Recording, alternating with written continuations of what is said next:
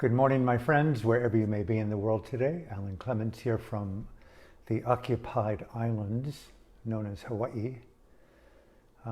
Today, October 21, 2021. I hope this finds you well wherever you may be.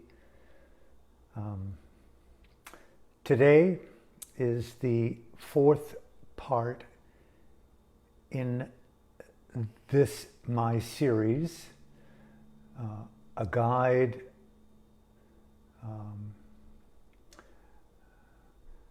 a master class. What a concept!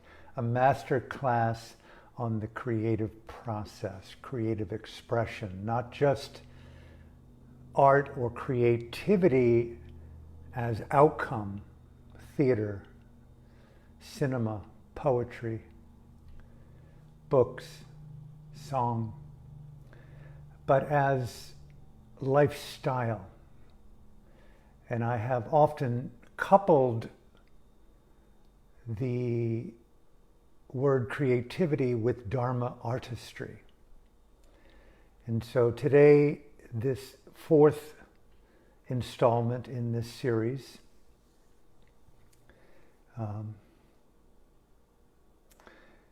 the elements of creative intelligence, CQ. And I want to make clear, if it's not already obvious, that there are innumerable elements to creative intelligence, and they are primarily unique to you. These are some common, potentially sonic touchstones to hopefully inspire a more open-heartedness to live and anoint the day, the hour, the minute in a uniquely creative expression of your heart, your soul, your integrity, your conscience. Okay, good morning.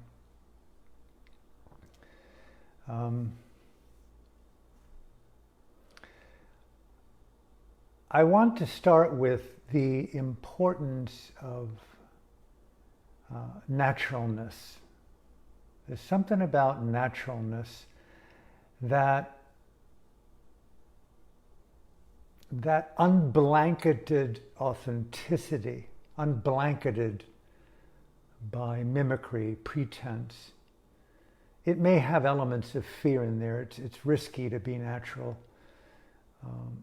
to be true to yourself, alone in the home, in front of the mirror of your own presence. And then it's another thing altogether to be natural and come forth with an expression of something. How challenging it is, to state the obvious, to be authentic in the company of others. Truly. So naturalness, that raw, real, visionary element of the heart that says wherever I am, whatever I'm doing, I want to bring forth through this texture, the landscape of my life as it is, the naturalness of where I am, who I am, what I'm feeling, the honoring of those elements on one's own palette, the naturalness of where we are, and validating, empowering, whatever that may be, through the catastrophe of grieving and loss, the tragedy of death, the beauty of birth, whatever it is, wherever we are, that level of naturalness, anointing, so to speak, the traumas, the anxiety, the stresses, the wounds with possibility.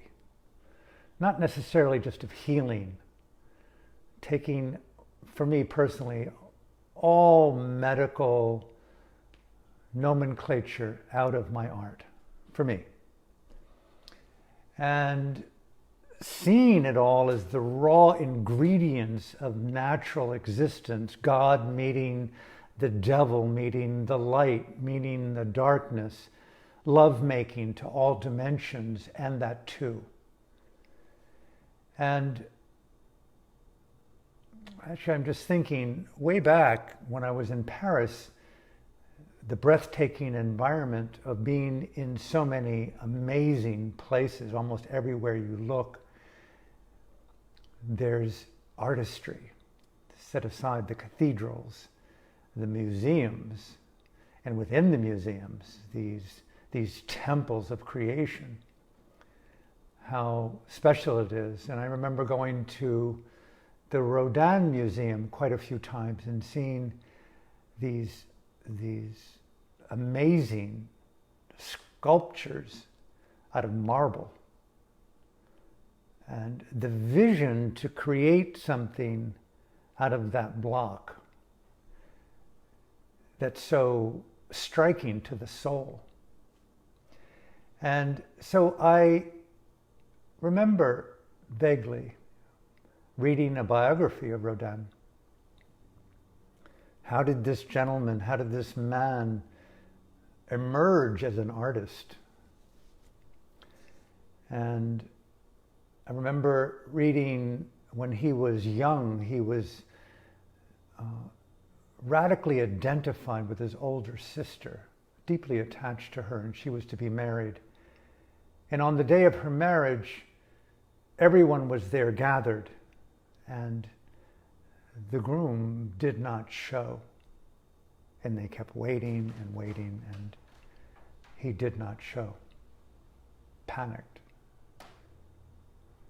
And the family were crestfallen, and young Rodin, I think he was a teenager at the time, was brokenhearted. He was so forlorn to see the anguish of his beautiful sister, who he adored, apparently, deeply adored. And his depression was epic, and no one knew how to handle his darkness. And so eventually, it was said that they brought Rodin to the priest, of all people. And the priest, in his own unique artistry, evoked, this is my embellishment, evoked his shaman. He evoked his psilocybin. He evoked his mindful intelligence, his empathy, his compassion, the artistry of his religion, and gave young Rodin, it said, clay. No words, but clay, and a bowl of water. It's challenging to put ourselves into the mind and body and the circumstance of young Rodin, to think of those epic sculptures that are created out of this rock, not clay. And it's said that Rodin put his hands on that hardened clay and played out his rage, his sacred rage, by putting water on that clay and squeezing it. You could imagine, how we've all been so radically thrown against the rocks of existence, the stress, the anxiety, the trauma. Yes, artistry born from this naturalness, the naturalness of this interface of hands and heart and sweat and tears and beauty and creation. There's no healing going on here. Is there? There is, yes, there is. A little bit, yes, there is. But really, it's just hands-on. Deep engagement on the terms of your integrity, your pain. I can't imagine throwing down hard clay. I used to do clay in high school. And the moisture. What is the moisture in your heart? What is the moisture of your life? What is the light, the radiance, the nutrients? Number one, creative intelligence is honoring the place that we are and learning to anoint that, for me, with, I would say, unlimited possibility of creation. Out of the earth comes the trees, comes the plants, comes the humans, comes the animals, comes the insects. Look what's come out of the topography of planet Earth. The clay, the rock, the fire.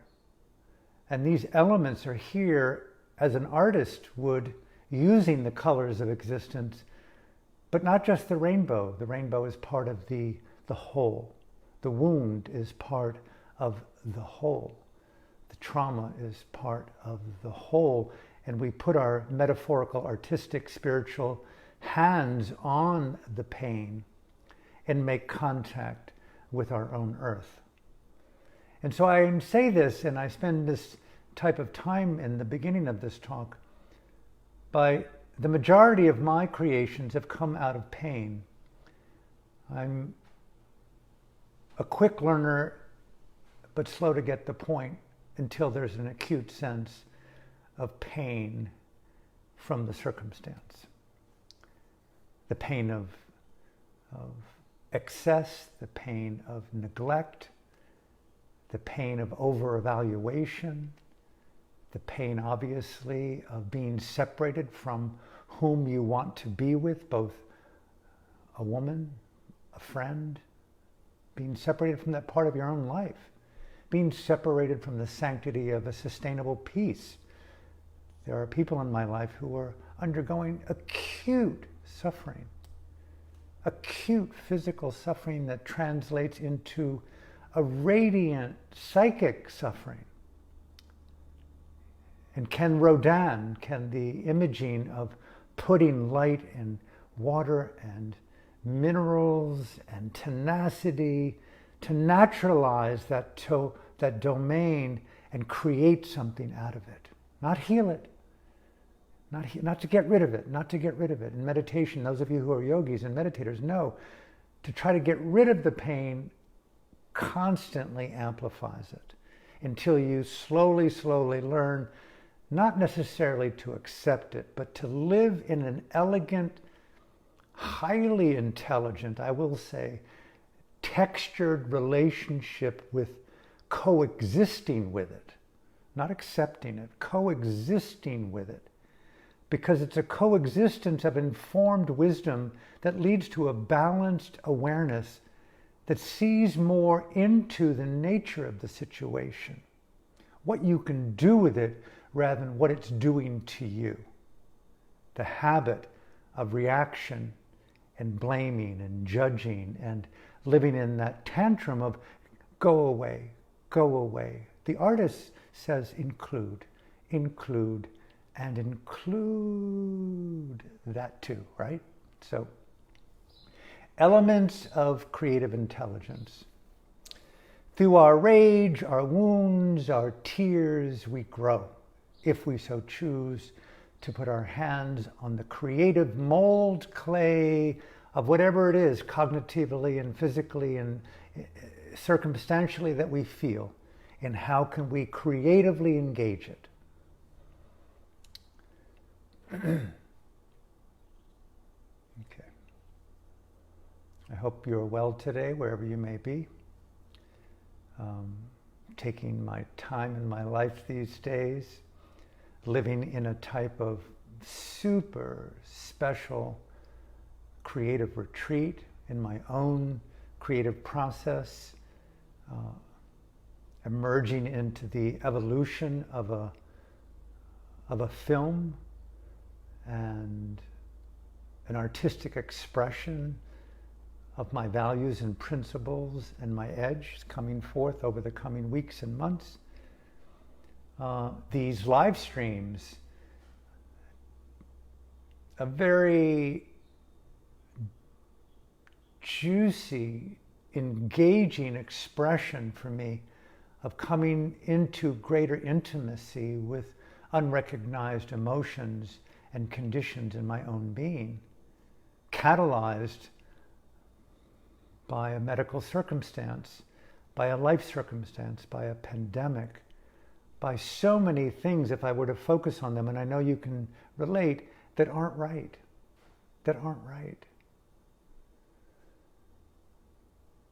But how to make it creatively profound, creative intelligence. Seeing opportunity where there seems to be little or none. Turning it around.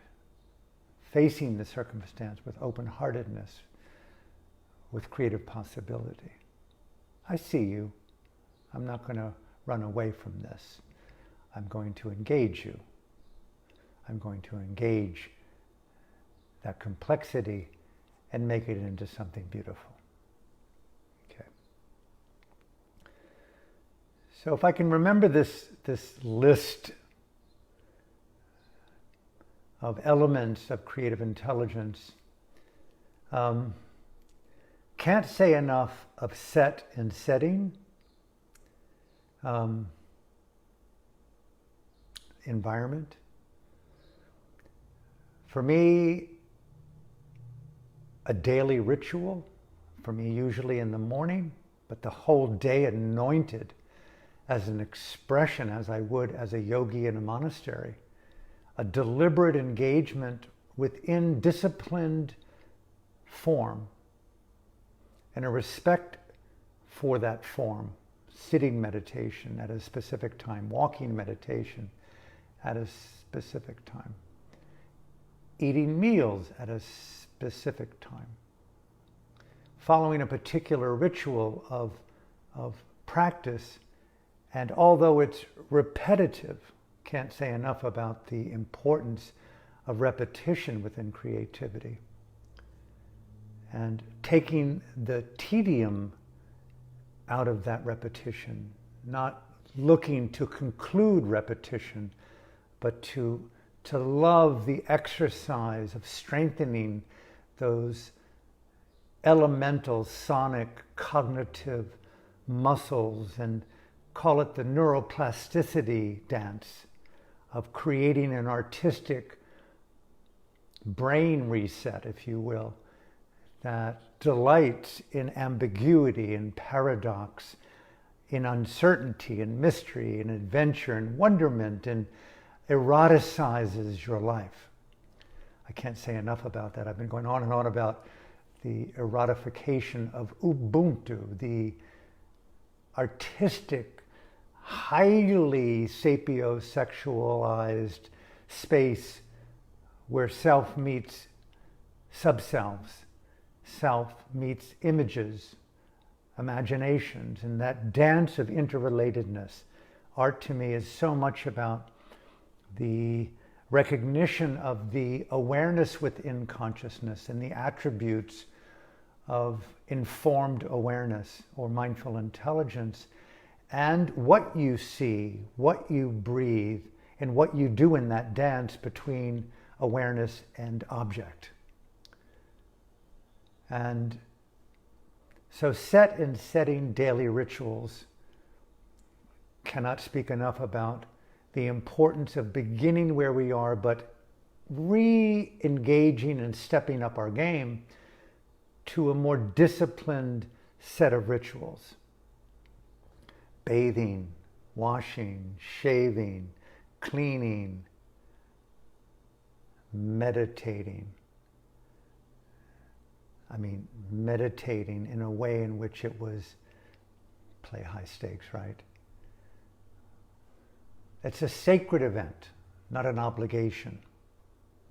That you just occupy the multiplicity of intelligences in this moment now, the biological intelligence animating everything that we think and breathe and dream, every organ, every molecule in this body right now, being orchestrated based upon an instinctual biological intelligence that's intimately intersecting with, is it a numismatic, a spiritual, an existential intelligence, a Dhamma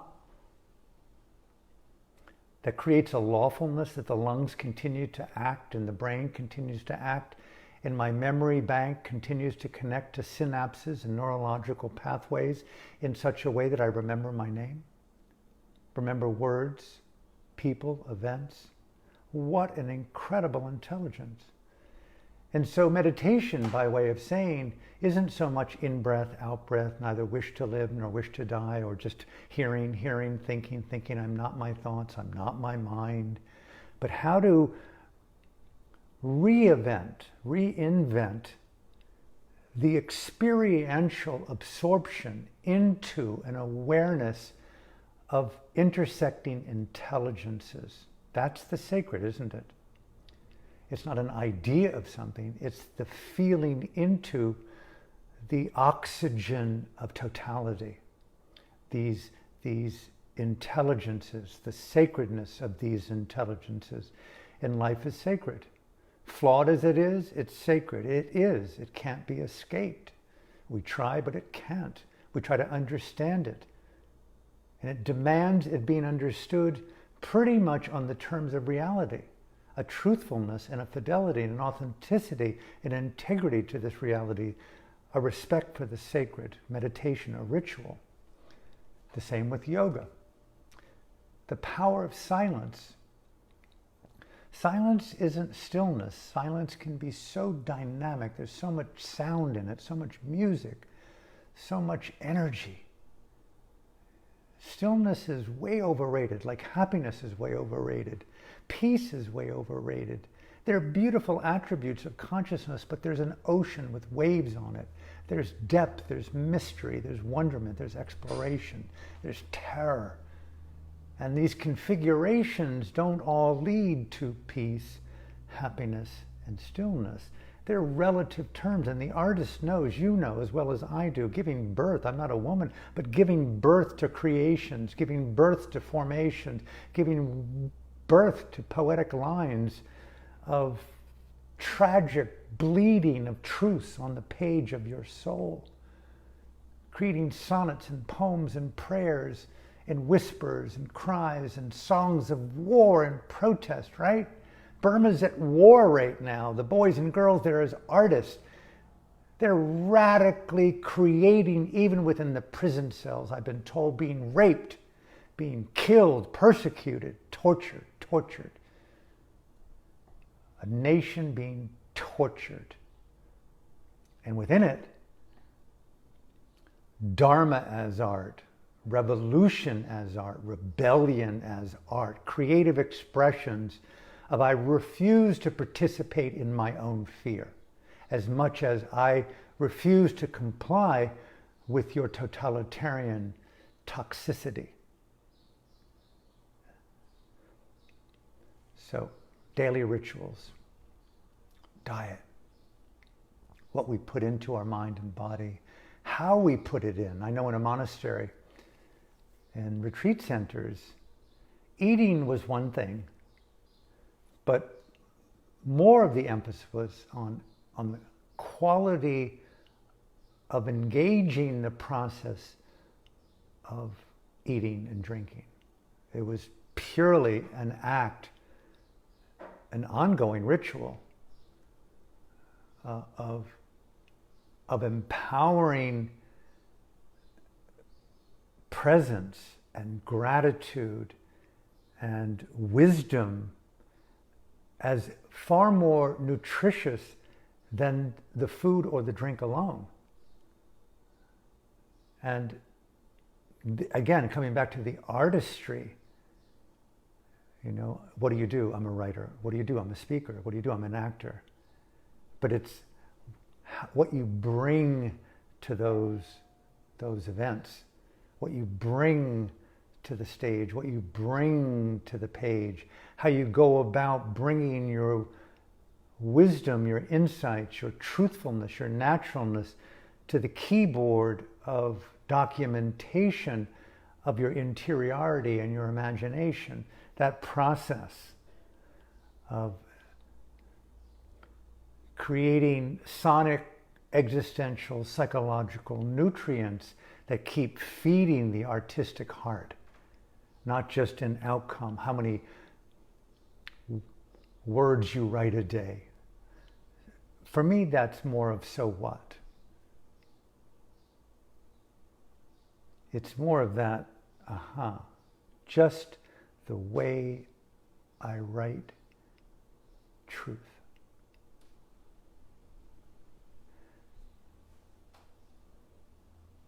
It's so beautiful to live in a monastery. I never, I think, could ever imagine how honored I feel to have made that decision. How tragic it is that the country of my Dhamma home, I have no longer access to that sacred land and those monasteries and my friends and what they're going through. A culture primarily awakened to the artistry of engaging consciousness creatively to tease out of the fabric and the textures fear. What an art that is, huh? What a Dharma art that is. How to look at the texture of a moment of perception and go, no, no fear. I see you, fear, relax the fear. No, I see you, wisdom, engage the wisdom. I see you, greed. No, I relax the cognitive elements of greed. That's a very mindful, hands on the clay, young Rodin, of creating moisture, bringing moisture to presence. Amazing that he started that way. The shaman priest.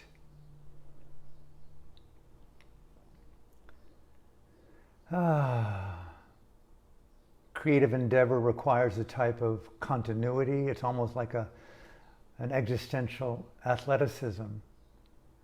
It takes a lot to, as you know, to write and to write in such a way that you create chapters, and to create a book is a physical endeavor. It's a creative, ongoing, disciplined engagement that requires more and more muscle and stealth and time and energy and heart and conviction, to the point that it's, for me personally, sometimes it's scary. Because you're not in the company of nuns and monks in your Dharma artistry in a monastery. You're pretty much alone.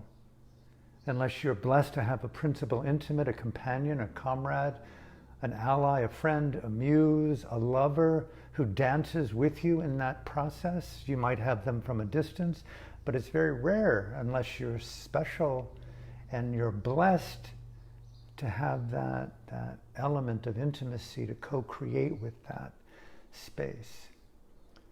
So the sustained engagement of the creative endeavor requires a very disciplined ability to ward off those distractions called fear and loneliness and doubt and hesitation and abandonment of vision and possibility, and you keep on nurturing, right? Keep on pushing on, keep on nurturing the power of the creative voice. I'll get more into these as the days go on. Another one is to just simply have the impulse or the desire to bring something forth. You can be terribly professional and skilled, but never really thinking that there's something in me that wants to come forth, that kind of soul urge, that heart song, where you just burst out in the middle of you doing whatever you do, and you sing a verse that speaks to you, the verse of truth, of self-honesty. And, where did that come from? What were the conditions for that intuitive poem from my unknown? So, the desire to bring forth something novel, something unique, something, I want to use the word here, utterly authentic to the fingerprint of your soul. No two have the same soul print. No two have the same fingerprint. No two have the same mind print. No two have the same art print. the same voice.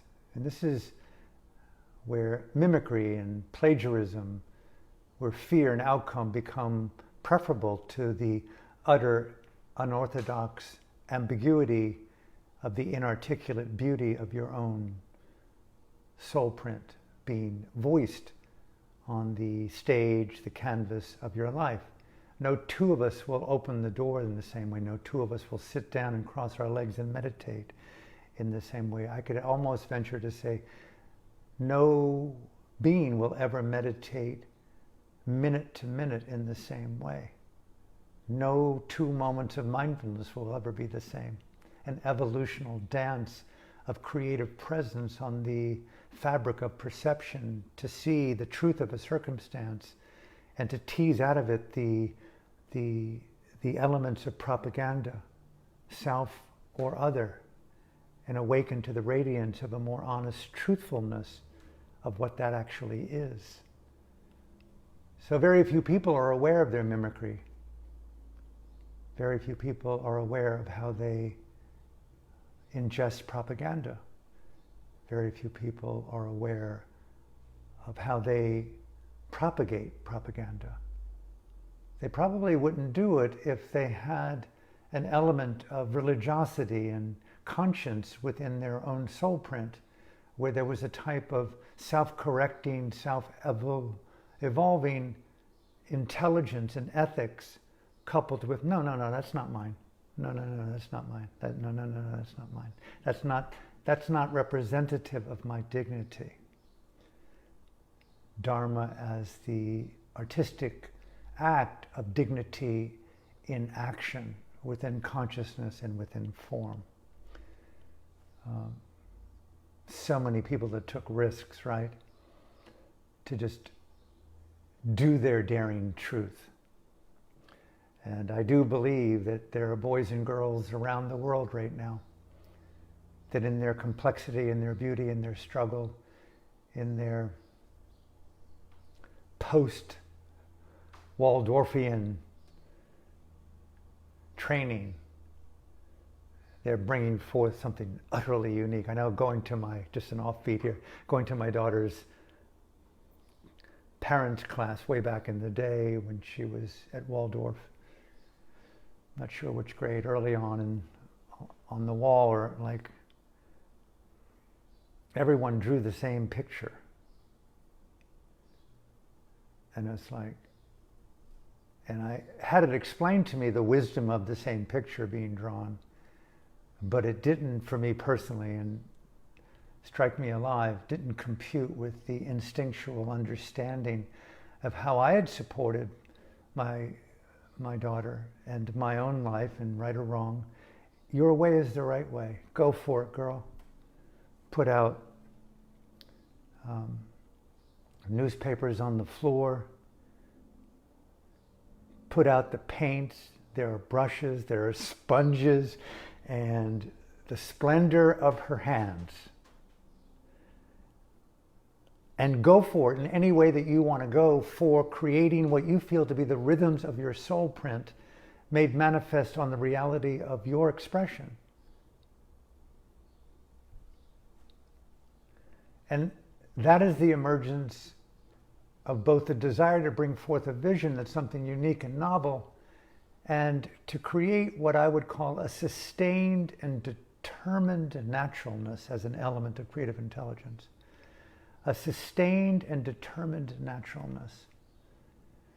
There's something when you're hanging with others that you can see the comfort zone that they have in their own psychological beingness.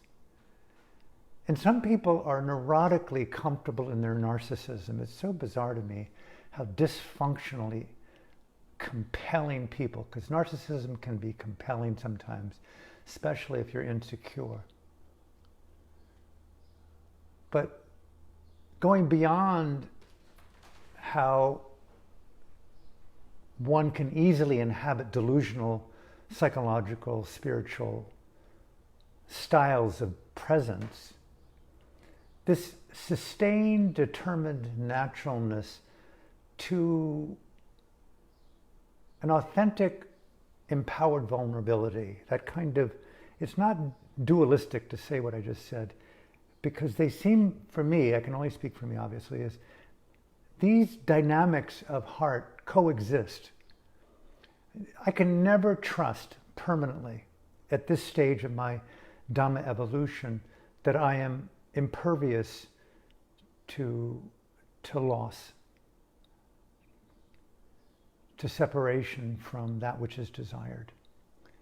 That I can't call upon my own depth psyche to say not grasp, not fear, not misperceive the phenomena of something felt through the eye, ear, nose, body, tongue, mind.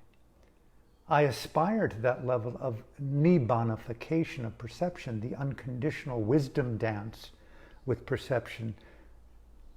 Nibbana here being synonymous with the absence of contortion, the absence of diluted configuration, the absence of wrong views, the absence of fear, greed, delusion, anger, shame.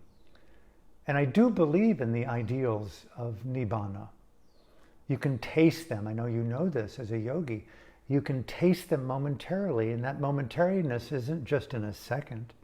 You can have a sustained outing in the presence of a minute, a day, where there is just this deep accord with reality, where you're moving in the flow stream of presence and the nibbanification and the artistry of nibbana being brought forth at the confluence of perception. And you're going, unconditional. I love you unconditionally. I love me unconditionally at this moment. And extend that determined naturalness. Ease of being, I think it's said in the Pali Buddhist word, is it soma? A type of cognitive attunement. I want to use attunement as a kind of end game and attuning as a process. Clearly, there's a love of music that we all, pretty much all have. And there's an attunement of those who play the instruments that we admire when they are brought together in a particular sonic formation of auditory vibration that instills a type of rapture, a joy, a poignancy, a poetry, a prayer that enlivens us to dance, to cry, to weep. It moves us. That attunement for me is in fact a lifestyle artistry, a psychological artistry, an existential artistry, a Dharma artistry in the way in which you move and think and speak and interrelate and listen. And if you write, if you create poetry, if you create music, if you dance, if you share Tantra as a vocation, the way in which you walk and move and listen and all the things that we do as human beings, with that beauty, that real extraordinary beauty of where is there rhythm here? Jarring sounds, jarring psychologies, jarring attitudes. I don't want to digress down that realm of the obvious, but we do know how our sonic Dharma sensibilities are received as organs and organisms of heightened receptivity. I've said now many times, for some time now, I've been dosing on a fairly regular basis, meditatively, yogically, fasting, dietarily, and through conscious use of psychedelics. And you cannot escape, for me personally at this point, the process of artistic attunement, soma, S-O-M-A, soma, attunement. And when that mind attunement is in that little zone, you go, wow, intuition arises. Occasionally there's the rainbow of epiphany, of true intuitive hope made real in your own inner sky, your own true rainbow. Another element of creative intelligence is risking intuitive catalysts. Okay, this is a tricky one.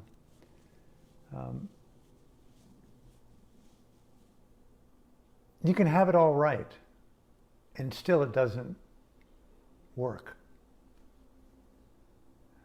Artists that I respect and the artist in me that I respect, for right or wrong, I have a high appetite for risk-taking, despite playing it safe a lot of the time. But risk being unpopular is a very popular thing to say. Not particularly original.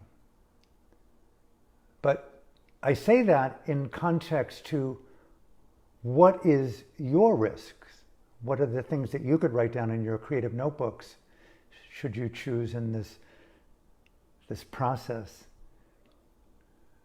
What are some of the outer boundaries and the inner boundaries of behavior, of thought, of expression that you could tenderly, with passion to that edge, and look out at the waves crashing at the shorelines of your perceived limits? And there you say, I refuse to believe that I am the of limitation. I am the rock, I am the ocean, I am the air. Okay, we get bold, taking risks. I know way back in the day when I was living in Paris, taking lots of risks to explore myself, to come out of the shackles of the fatigue of war zones, going back and forth to Croatia, to Bosnia, to Burma, to areas of extreme conflict. And I had to reawaken beauty, wonderment, do all kinds of things to awaken passions and intuitions. And I remember going out often in the middle of the night and walking the Paris streets and smoking, sometimes doing cocaine, sometimes doing acid, smoking, sometimes having a glass of scotch and smoking, walking the Paris streets with my notebook and my pen and my pain, walking those Paris streets, sometimes going to areas where there was still life in the middle of the night, those areas that were red and dark and blue and black and wounded and traumatized, that serviced the people who lived by light, the politicians, the leaders, even the priests in these red zones at night. How it all fits together. And there I am walking, taking notes on my notebook of pain. I remember one night being accosted and maced and robbed and semi-beaten by robbers. And the burning, and those of you who have ever been maced know, the burning overwhelms the mind, right? Fortunately, they didn't take my notebook, took my wallet, my eyes restored, and I walked until there was the light of day, and I went to my favorite place in Paris, which was Notre Dame Cathedral.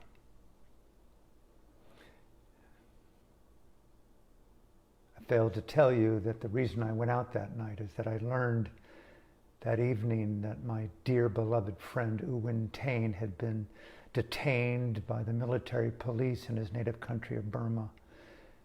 And I had heard through intermediaries that he was radically tortured. He was the gentleman, along with U Win, that brought forth this book, The Voice of Hope, that got me into Daw Aung San Suu Kyi's compound, that got me around the police. got the tapes out. He was a brother, a revolutionary. He's now again in prison here in 2021. He spent 22 years in prison altogether. It broke my heart to think of that. The wars in Yugoslavia broke my heart. The wars throughout time broke my heart. And I had my notebook of pain. And as my eyes began to ease from the burning, I walked into Notre Dame and closed my eyes and sat in prayer and prayed to my own goddess and my own God, my own Buddha, my own Dhamma. I remember sitting there that morning and listening to a tour guide come in eventually and talking about how old the cathedral was. Something like 800 years old, and she went on to explain in English to the tourists that it took 800 years to fully complete.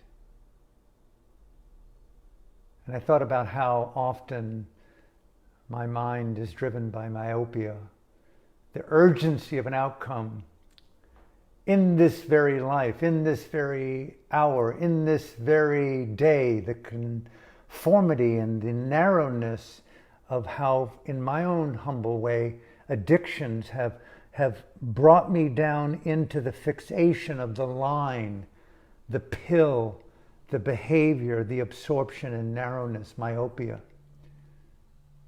800 years to build this grand madame, the grand cathedral. I'm taking the religion out of this story and bringing in the artistry. And I imagined what it meant to have a fucking vision to build a cathedral.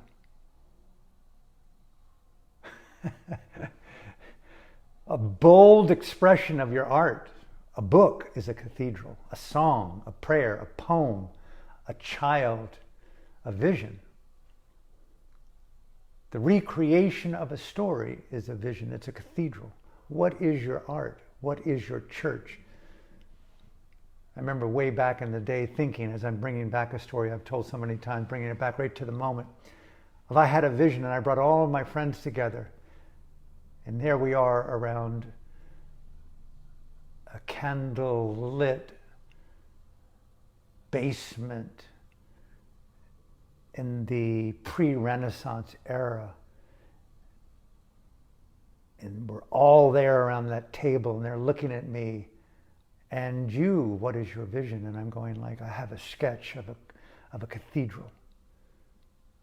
And someone who's the financier says, how much will it cost? And I said,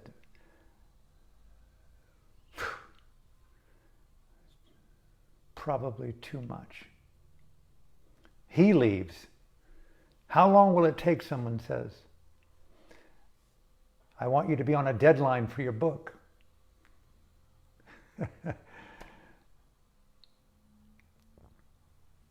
You can write books and not have an iota of artistic integrity. I said, it's going to take probably 800 years to create this cathedral. That's like, what? It's going to take epochs upon epochs to create an enlightened new earth. Back out. Dharma artistry. These lyric sonnets and poems and books and plays and all the forms of art, music, they're part of a larger expression of artistry, which ultimately is in the enlightenment of life, right? The nibbanification, the Dharma awakening of consciousness in all dimensions. We're part of this, the artistry of a creative intelligence. It isn't just about, a master class in how to write a book, a poem, a song. There are those who do that well. But Dharma artistry includes dimensionality, quantum physics, the highest vision of enlightenment. Your Notre Dame, your grand divine feminine, whatever it is in you that's moved to occupy him and her in a way that's real, that reinvents divine masculine, divine feminine, that reinvents an unorthodox expression of your unique beauty, is what I'm trying to get to here. And there I was in that pew in pain in Notre Dame in 1996. And my friend was being tortured. I could hear his screams. I knew he was resilient. He was a powerful, powerful revolutionary. Deep, deep ally of conscience and freedom. You want him on your side. You want those attributes to live forever. Thank you, U Wen Tain, for your courage. You're not alone in your prison cell in Burma at an undisclosed location right at this very moment.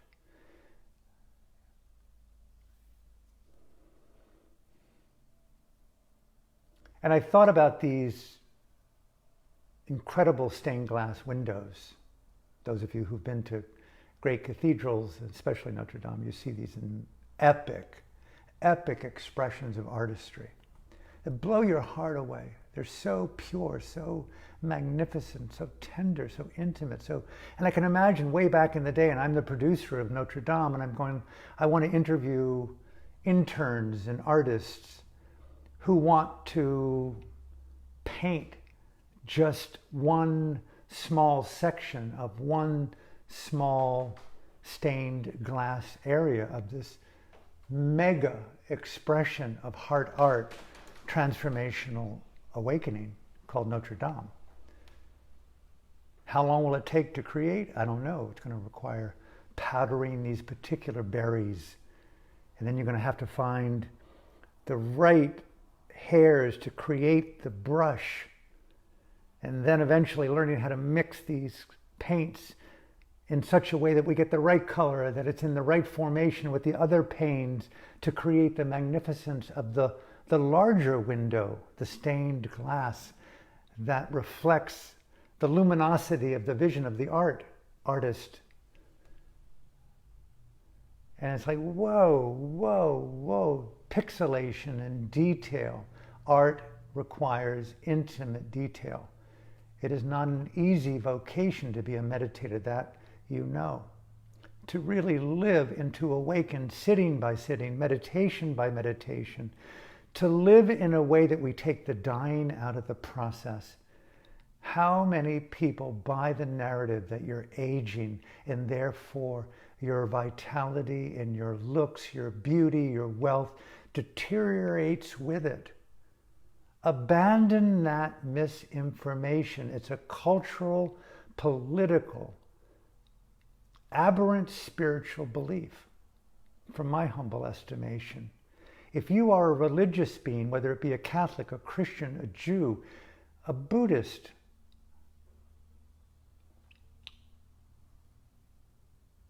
a Muslim, a Hindu, even an atheist, beings that believe in spirit, fine art is challenging every element of fear and believing in every instinct of informed intuition. And taking the time out of a circumstance, 800 years to create Notre Dame. I won't even see the completion of my own dream. A lifetime in the lifetimes of lifetimes. By way of saying, as I end today, there are other elements of creative intelligence. But do believe deeply in your intuitive wisdom. Connect the dots. Extract from the earliest drafts weaknesses and take them out. Abandon that which does not work. Save those very radical ideas, those behavioral points, and connect. and anoint and make it more potent and reflective of deeper meaning and purpose so that it stands the test of time. We're still talking today about Jesus Christ. Something went down. Either he had a radically competent producer, and or the evidence of that soul journey was so authentic that it opened the Red Sea of denial, and we have what's known as Christianity in its radiant artistry to bring awareness to where you are blind. Do you see the light despite the inability to see form? How well do we see inside? How well do we protect freedom outside? So, from my heart to yours, thank you for tuning in today. Again, as I began this talk, the elements of creative intelligence, CQ, these are just a few of the ones in my own life. That deliberate, slow, poetic artfulness of the soul that makes your smile intrinsically holy because it's sacred to you. You play with tonality, you play with nuance. It's a guided meditation to you to bring forth the best of yourself and to know where you are folded and have the courage. This is so radical. I love those people in life who have radical courage to say, I have been wrong, and I am going to make right that wrong by full disclosure, full self-forgiveness. When I speak to those political prisoners that I've been blessed to meet in Burma, they often told me they survived and evolved the best of themselves by keeping alive the integrity of conscience and dignity in the way that they sat, the way that they breathed, the way that they got angry. They never abandoned. That true freedom is freedom of consciousness. And within that, there is how well do we occupy integrity, ethical principles, values. To me, that is the beauty of religion. That's the beauty where all faiths meet in the soul print, uniquely expressed, the artfulness of how well do you live in integrity, in your values, in your courage to bring forth something for the boys and girls yet born. I'm finding value right now in my life. I want to conclude here with staying alive, because I've been given medicines to take my life. And they're right here. I am alchemizing them. I'm in hospice here in Hawaii. I've been designated a bizarre label, terminal. The hospital here cannot save your life if anything happens. And the doctors in LA said, any second you have a radiator that can burst. It's a ticking bomb on a short fuse. Okay, great. So you and I are in the same existential dilemma. Everyone is born, everyone will die, and we don't know when. Keeping alive your Notre Dame, your vision. I am who I am based upon my relatives, my family, my teachers, my grandparents. I'm a legacy in dynamic action. And I love art because I've gone to museums. I've tried my hand at painting and poetry and literature and dance and theater. And whatever will be left, even post-extinction, when all electrification dissolves down deep into the black hole of nothingness, birth will take place because God exists beyond extinction. And from that God molecule, there'll be art. There'll be you, there'll be me, there'll be new Notre Dames keeping alive our beautiful expressions of the great divine feminine and masculine for the future of life. And so from my heart to yours, thank you for tuning in. Have a beautiful day, and God willing, see you tomorrow for part 5 of this extemporaneous masterclass on creative expression. Today, the 4th part, the elements of creative expression. Have a beautiful day. Thank you.